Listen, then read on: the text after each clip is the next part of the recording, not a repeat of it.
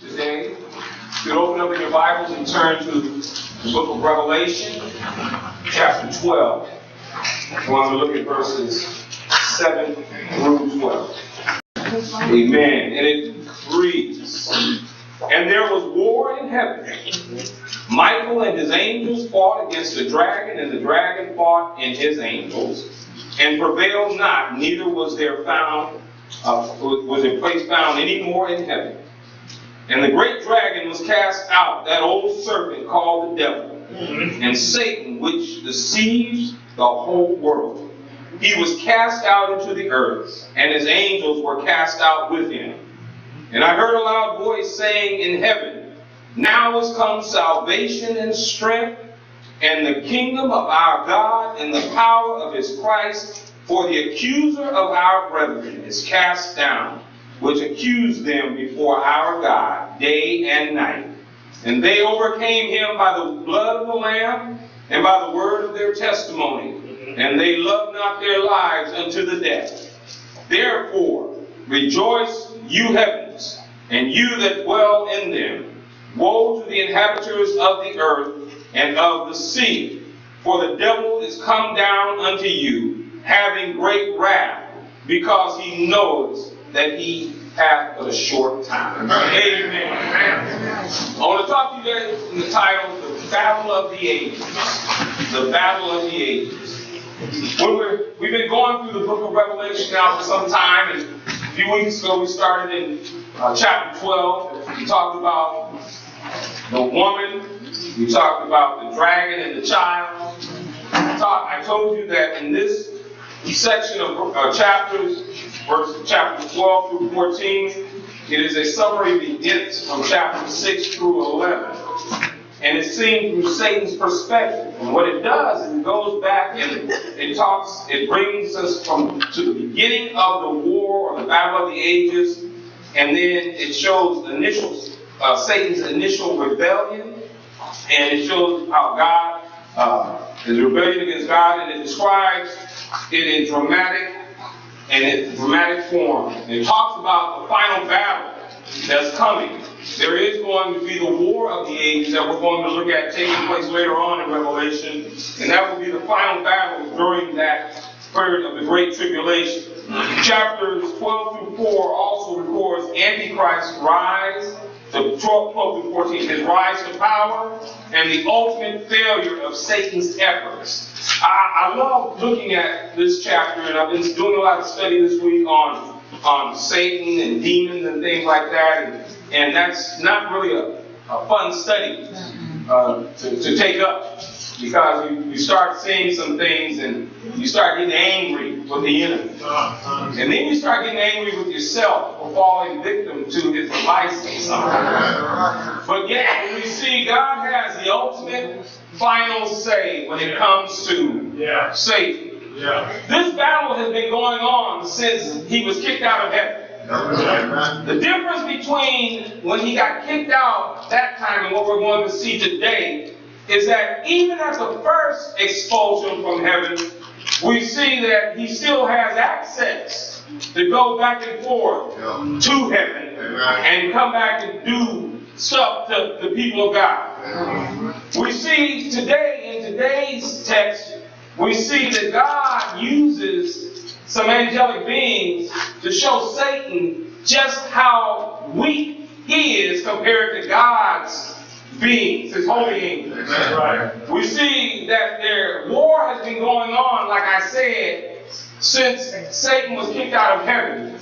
We, as believers, have been the recipients of Satan's desire to destroy what God has called out of darkness into his marvelous light.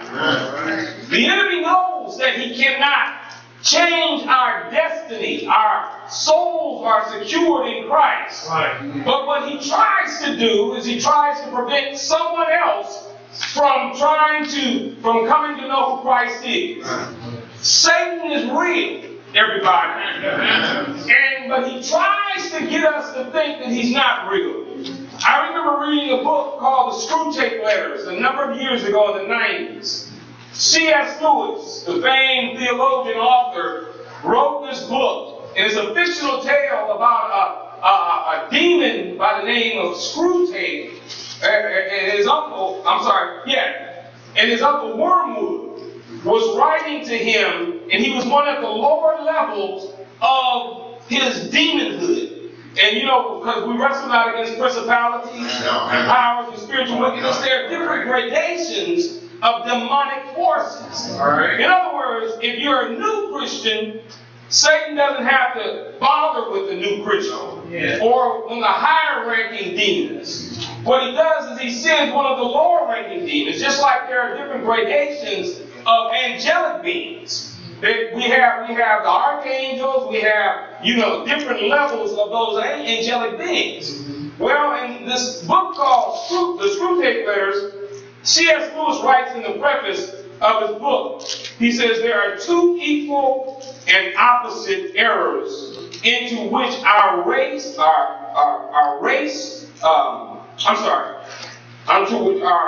I can't even read my writing, please forgive me. Our race falls out. Our realization of demons falls about the devil, okay? One is to disbelieve in their existence. The other is to believe and feel excessive and unhealthy inherent interest in them. They, the demons, and Satan themselves are equally pleased by both errors and hail a materialist, a magician with the same delight. In other words, Satan doesn't care if you don't believe he's real. He wants you not to believe he's real. And then he doesn't care if he likes it when people come to him and then they have an unhealthy interest in the demonic world, the occultic world, and all that. If you look around us today, what do you see? You see a rise in occultic activity. You see a rise in satanic activity. You see a rise in the moral depravity of our nation and of our world. You see all of that, and Satan is behind it because his thing is to cloud the judgment of everyone. I've stated on a number of occasions that Satan does not care if you are saved or unsaved. He does not like the unsaved. That's right. Because he wants to see them die in their sins. Amen. He can't stand the saved. Amen. Because the saved, he can't get his hands on their souls. But yet he wants to make us look like we're unsaved. You guys know that, right? He wants to make us look like we're unsaved. He wants us to discredit anything the Lord has. This goes on. If you remember what Paul told the Ephesian church, he said to them in Ephesians chapter 6, he said that we are to put on the whole armor of God, that we may be able to stand against the wiles of the devil. He said the reason why the church has to do that in this present age is because the more we stand against him, he's going to mount up his attack. But we must stand against him because the cause of Christ is greater than anything there is. And when we stand, God will give us the ability to stand against him. Yeah. We've got to understand that Satan is real. Yeah. Satan wants to, again, destroy what God is putting together. But in the end, we know that Satan loses. And God has defeated him on various fronts, if you notice that. Haven't you noticed that? Every time he's tried to destroy Israel, Satan's tried to destroy Israel, God has blocked that attempt. We're going to see today the master protector of Israel that God has assigned to Israel. Let's look at what it says here. And there was war in heaven. Michael and his angels fought against the dragon, and the dragon fought against his angels. When you know who Michael is the prince angel. He's an archangel. Now, it's not known how many archangels there are, but there's only one who's been given a name, and that's Michael. And the reason why he's been given a name because of Israel's prominence throughout history. And God has stated that God is going to protect Israel. It goes all the way back to the Abrahamic covenant. When God told Abraham that of those who bless you, I will bless, and those who curse you, I will curse. So therefore God has stated, he put Michael the archangel on Israel to protect them. if you remember in Scripture, Michael's had some confrontations with Satan before. The book of Jude, chapter 9, book of Jude, verse 9, there's only one chapter in Jude, says that when continuing for the body of Moses, Michael the archangel does not bring a railing accusation against Satan, but says, the Lord rebuke you. You remember how I told you stop talking to Satan? Yeah. Quit talking about Satan, you're a liar. I told you he already knows he is. There's no need for you to let him know that he's a liar. Don't talk to him, all right? Because you can't do nothing to him anyway. Matter of fact, God, if you remember when Moses died, because Moses couldn't go into the promised land because of his sin, when God told him to speak to the rock, after the Baptist folk, the children of Israel, started crying about water. And have you brought us out here to die? When they went and they spoke of they just wanted to rebel. When Moses went to God, God told him, said, Moses, speak to the rock. When Moses and Aaron left, Moses heard God, but he looked up and saw the people. And he got angry. And he had a staff and he said, must we fetch water out of this rock? And he hit the rock twice.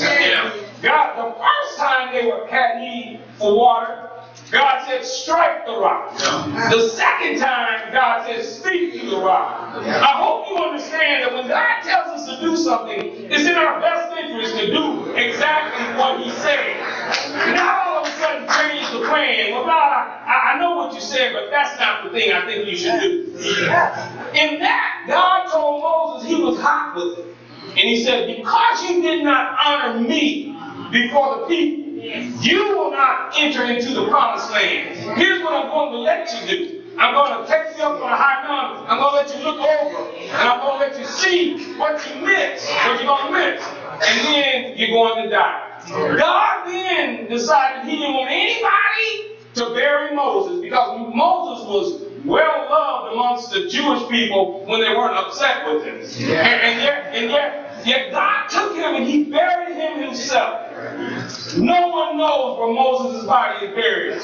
But there's some things we don't see in the spiritual realm where Satan is always hovering around, demons, and yet he wanted to get the body of Moses, but yet God dispatched Michael and told him he can't get the body of Moses. And they began to tussle over Moses' body, but the Lord prevailed through Michael. And therefore God buried Moses and Satan can't have access to him. Amen. See, that lets me know that when Satan wants to do something to us, when God says keep your hands off, I don't care how much power Satan thinks you have, he can't touch you or I.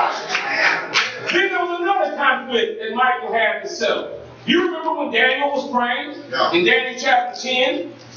And he started praying and he prayed for 21 days, 3 weeks. And if you remember when he was praying about Israel's future, all of a sudden he was face down praying and an angel came and touched him and told him to rise up and said that when you first began to pray, God dispatched me. But on my way here to tell you, there was war that started. The prince of Persia, which is the demon assigned to Persia, withstood me.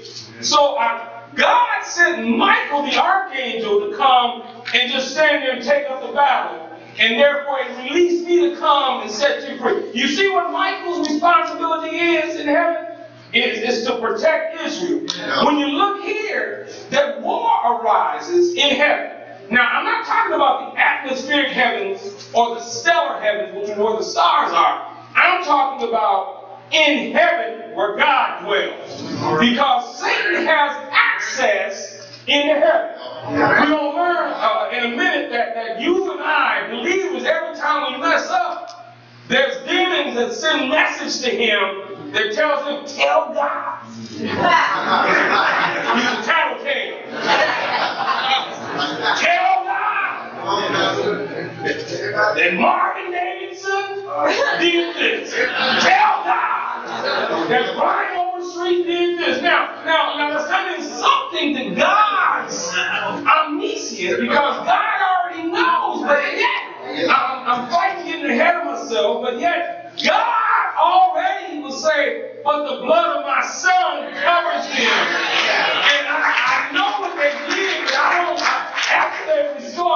restored fellowship to them, they're still my child, regardless of what they've done. So you can't have them. All you can do is tell them, and it has no effect on you guys.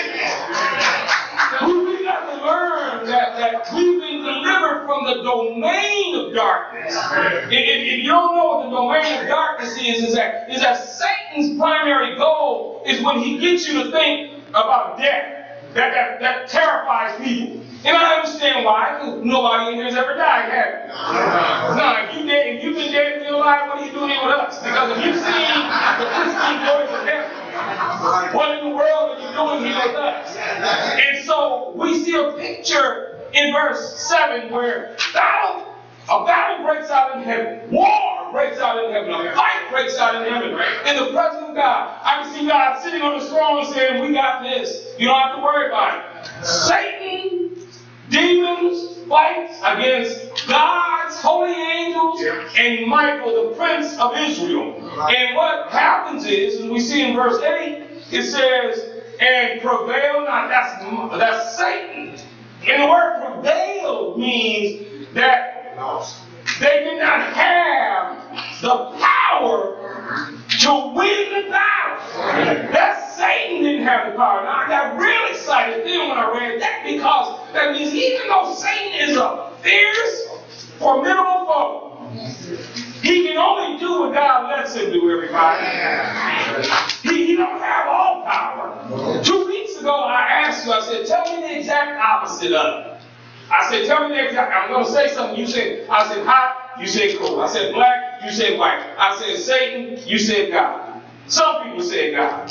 I said no, because Satan doesn't have equal opposite power as to God's infinite power. Satan is not infinitely evil. Satan is a created being. Therefore, he comes under God's sovereign rule. And when God tells Satan, you get somewhere to sit down, he has to go sit down. God is only letting him do what he's doing because the purposes of God are being fulfilled through Satan's activity too. Remember I told you about Proverbs 16:4? The Lord has made all things for himself, yea, even the wicked for the day of evil. When God lets wickedness go, he lets wickedness go only so far because God is dealing with his purpose and his plan. That's why I told you that when God lets wickedness happen to us, it's because God is either chastening us or he's strengthening us. And if that's the case, God only lets it go so far. If you look at this and you remember, Satan has access to heaven. I told you that already, right? Scripture tells the access that he has to heaven. In Job chapter 1, verse 6, we talked about that numerous times. When the sons of God presented themselves before God, Satan also presented himself. Yes. When you look at that and you say, wow, he's going into heaven where God dwells. You have wickedness in the presence of holiness. But again, God allows him to come to heaven because on every end he defeats him. He says, have you considered my servant A.T. Monroe? There's none like him. And if A.T. knew that he was saying that, A.T. said, Lord, you don't have to do that. But the bottom line is, he has access to heaven, and he got kicked out of heaven. And this time is the second time he gets kicked out, and he will never again, during that great tribulation period, ever be able to go back up into heaven and tell God anything about anybody. As a matter of fact, amen. You ought to be happy. I have a buddy of mine who was charged. He's a believer. He was going through some serious trials, and he said, man, I want to be on the front line. When Satan goes down, I want to be one to take him down. I say, you don't have to worry about that because you're going to be a spectator just like I am. And I'm going to have a joyful time watching him get taken down. Being down for the count. There's going to be one. You dead. No need to count the two. You got to be. So when we look at this and we see that Satan and his demons prevailed not, neither was their place found any more in heaven. Now we see the characteristics of Satan in verse 9. When you look at verse 9, he calls them 5 designations are mentioned here. It talks about, it says, and the great dragon. We talked about that in verses 1 through 6 a few weeks ago. Now, he's great because he's ferocious, he's fierce, he's massive, he's diabolical, he's detrimental to everything. He does not care about things of God. He wants to destroy everything. That makes him ferocious. That's why we shouldn't take him lightly, everybody. Realize that he can do some things, all right? But yet he can't do everything. So he's called the great dragon, all right? All right. Then notice what is said here. Okay, and the great dragon was cast out. That old serpent. That takes us back to the garden. Yeah. He's called the old serpent. He's beguiling. He's just deceptive. He's able to make you look at. That's why people think that Satan looks like this ferocious thing with the horns and pointed tail and pitchfork and all that stuff. That's a foolish depiction of him. Yeah. Satan, if you go back and read Ezekiel 28, he was one of the most beautiful creatures God created. And he knew he was beautiful. That's why he lifted himself up. God said, yeah, you beautiful. I created you, but you ain't that beautiful. Mirror on the wall. Who's the best of them all? God said, not you. And yet he still has some of those qualities. He has those deceptive qualities. I remember as a kid, we were driving down to Mississippi and Texas on vacation when I was a kid. And somehow we saw a sidewinder snake. The weirdest thing I ever saw. The thing looked like it was going away from you. And it was coming towards you. That's Satan. He's a sidewinder. A friend of mine, he calls his daughter's boyfriends sidewinders.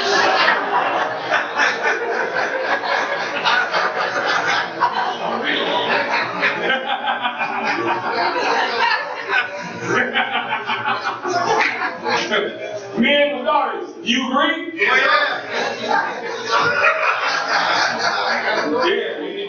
Yeah, you're right, they sidewinders. Remember? Their fathers thought we were sidewinders at one point. You remember that? Mother said, that's true. That's true. Yeah. And all these ladies got tricked by sidewinders at one point in their life, right? But look at this. Look at this. Look at this, what it says, okay? He's called the old serpent. He was so beguiling when God told Adam, he said, Adam, of all the trees in the garden you may freely eat, but the tree of the knowledge of good and evil, you shall not eat of it at all. When he sees Adam away from Eve, he comes up to Eve's sidelining the serpent. And serpents back then didn't crawl on their bellies. Serpents came upright. Now it would be horrible to see today, right? And it came upright and said, hey, are you hungry? That's the King James Moore version of that. All right. Say now, has not God said? And he put doubt in her mind. You shall not eat of the tree. Right. Now Satan knows scripture, don't you know that, right? Right? He knows scripture. And he said, and she said, yeah, God said we can eat of every tree, but except one, the tree of the knowledge of good and evil. Of all those trees we may freely eat, but the day that you eat of it, you shall surely die. But you can't touch it either. That's what she said. God never said don't touch it. He said don't eat of it. All right? But it's a good thing not to touch it because a lot of times when you touch it, it heightens your desire for something. All right? And so when you look here, he began and said, God, the day you eat of that tree, you're going to become like God. Yeah. I don't know what he's talking about. And he looked at it and saw it was good for food. He said, well, it looks good to me. Boom. And that's when the fall of man came at that time. Adam was in trouble. Because the day she took that piece of fruit to him, he said, look, honey. Look,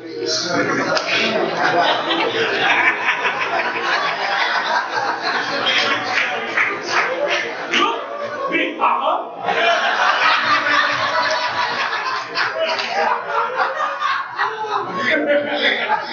I ate the fruit. Remember, this is my version of the Bible. I'm trying to make it plain, all right?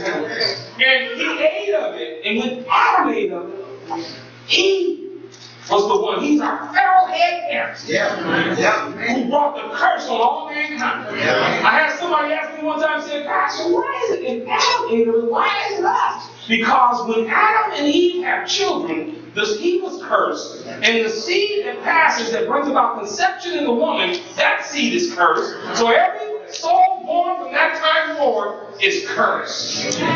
Man, I know. Take it up with Adam when you get there.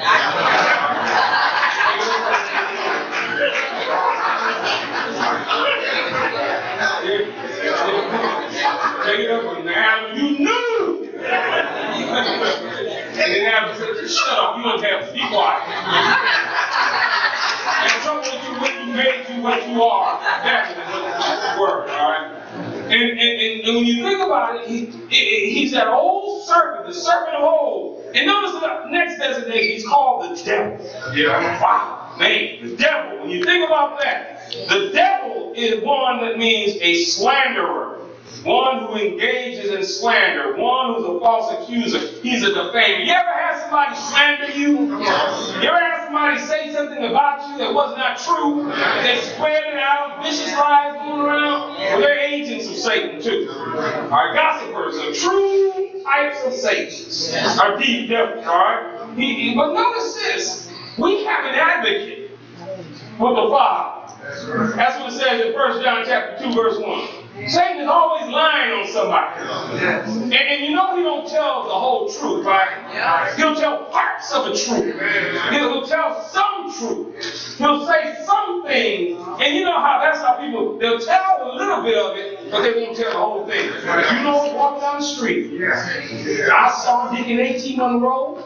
I saw him swing at his wife. And they'll leave it at that. But they don't say he was swinging to knock a bee away from her.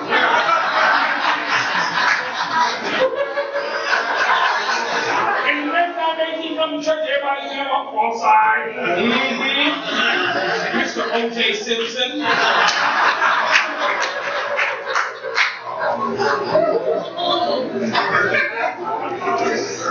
Satan does that. He is a slanderer. He loves to slander yours and my name before Christ. The next thing he uses is, he is the Satan. The Satan. And that means he's our adversary. He is against us. From sun up to sundown. Don't think when we face lapses of attacks against us that he's through. Because 1 Peter 5 and 8 says, be sober, be vigilant. Because your adversary, the devil, walks about as a roaring lion, seeking whom he may devour. He's going around right now looking. All right. So he's out of time.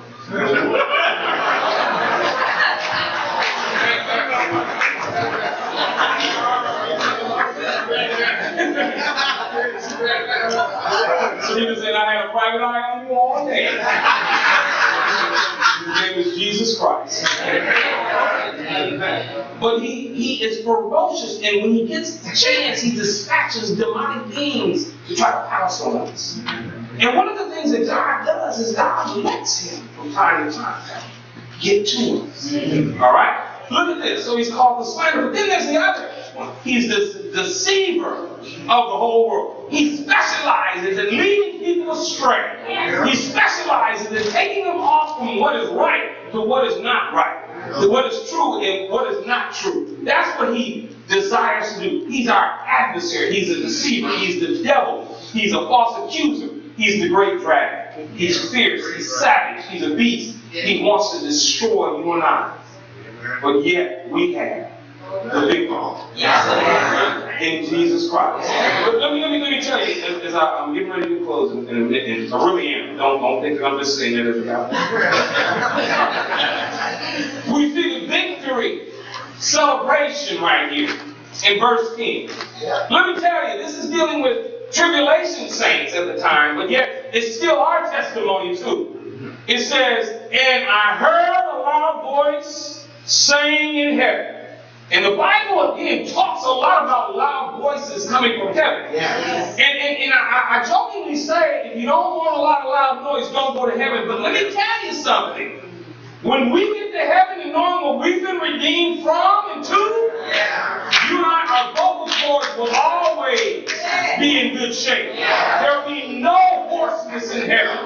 Because we'll be screaming hallelujah to the highest praise, with our high loud voices, because of what God did for us through His Son Jesus Christ. And so the victory has come. You remember over in Revelation 6:11, when there were those souls up under the altar, and they cried out, Lord, how long? When are you going to vindicate those of us who shed our blood? And the Lord said, you just rest a little while until I carry out my purpose and my plan.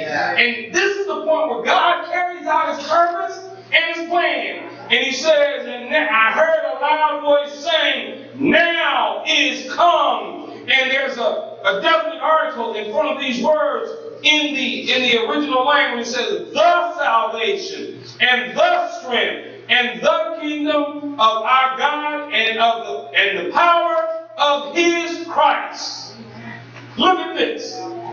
He said, now has come the salvation. Not dealing with the salvation of the soul per se, is dealing with the deliverance from all the devices of the enemy. All right. When God delivers us from sin, we have been delivered from, again, I said, the domain of darkness. If you remember in 1 Corinthians 15, it talks about in verse 51, he says to us, he says, behold, I show you a mystery. We shall not all sleep, but we shall all be changed in a moment, in the twinkling of an eye, at the last trump. You know what that means, right? It's the rapture that takes place for the believer. All right? But he goes on and says, for there's sometimes this corruptible must put on incorruption, and this mortal must put on immortality. And then he goes down and it says something about death is swallowed up in victory. And he says, oh death, where is your sting? Oh grave, where is your victory? Let me tell you what God does when He saves you and I. He delivers us from Satan's domain, which is the fear of dying. Oh, I believe what God does to a believer at the time when they're getting ready to die. I believe He lets, like He did Stephen, He lets heaven open up. And He sees Christ coming. My buddy that passed away last year, his son was telling me when he was on the ground and he was saying, Dad's going to be all right. His father opened up his eyes and just started smiling with the biggest smile. Because I truly know the Lord showed Himself to him. Because God is not going to have you and I go out like we don't know Him. Oh, I know that there's a certain trepidation right now about dying because we've never died before. It's the great unknown for us. What do we do? Let me tell you what one theologian said. One theologian said this. He said, when the war that takes place between Michael and Satan in heaven, he believes, and it's not so written in Scripture, but he believes it's when the Lord raptures up the church and the saints of God begin to go through that realm where Satan is. Satan is angry because he can't get to the ones that he tried to get to. And that's when war breaks out in heaven. But let me tell you something. When the Lord raptures up the church, whether I'm dead or alive, if I'm dead, I'm going to be up there first. But then don't worry, because the next crew, you're right behind me in a moment, in a twinkling of an eye. Oh, we're going to get there, and guess what? We're going to have a celebration time. Look at what's saying right here. He said, the salvation and the strength. That's the omnipotence of God. That's the all-powerful, mighty nature of God. He says, I heard a loud voice saying in heaven, now is come salvation and the strength. It should be that also. It's talking about it's God's power that He has, that He's always had, but now He says Satan can't even get to heaven to try to accuse nobody. He goes on and He says, and the kingdom of our God. God's going to set up His rule through Jesus Christ on earth when he comes back. And then he says right here, he says, and the kingdom of our God and the power, that's the authority of his Christ. He says, for the accuser. You know what that is, right? I got to tell you, it means the devil. The accuser of our brethren is cast down. He's cast down, he's thrown out of heaven. You see how many times, verse 8, 9, and 10, how many times cast out and cast down is in there? He says, accuse of our brethren, check this out. If you think Satan ain't telling on you, accuse them before our God, day and night. So right now, somebody sitting there with their mind on, ooh, look at them, God, they ain't worshiping. They ain't even thinking about you. They talking about they hungry. They're not even worshiping you. They're not even focused on you. Oh, look at God, they came in with attitude today. Oh man, God, you know what? Oh, they just woke up, they just walked in, and they just have that look on their face like they say one thing to me. One thing to me. Oh yeah. And they're accusing them, but God said, that's all right. My son's blood.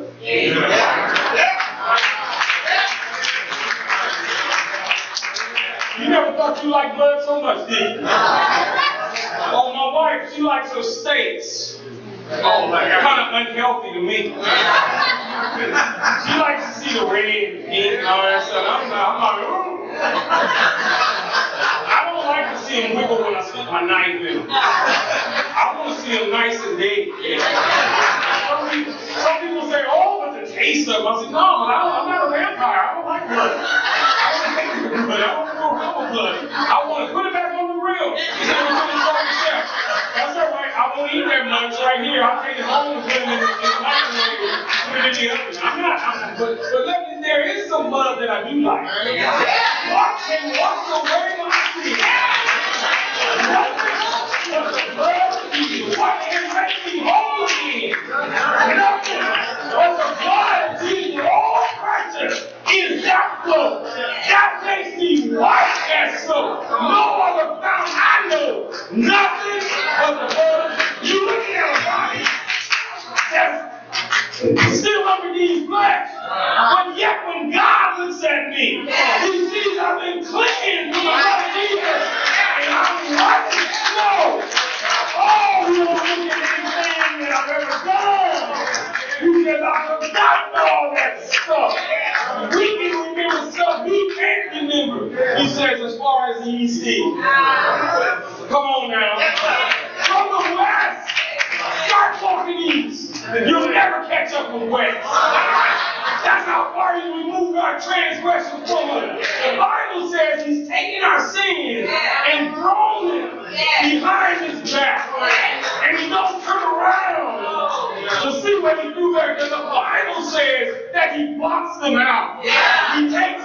He takes one of those Sharpies, the big line, a wide line, and he wipes out every sin you commit. Oh, the Bible says he takes our sin and throws them into the depths of the sea. He puts a big weight on them, and he throws them to the deepest part of the ocean, and he never goes back and gets it. I'm telling you, that's the God we serve, and that's the God that Satan, get on up out of here. You have no chance of dealing with them because they're mine. God will be Satan every day. Wherever a soul comes to know what Jesus Christ is, God says, you can't touch him now. You can't have him now. Oh, I know he was a wretched, low down, vile, dirty, no good individual. But now he's the fairest of 10,000 in my eyes. Now I find no fault in him. Now unto him that is able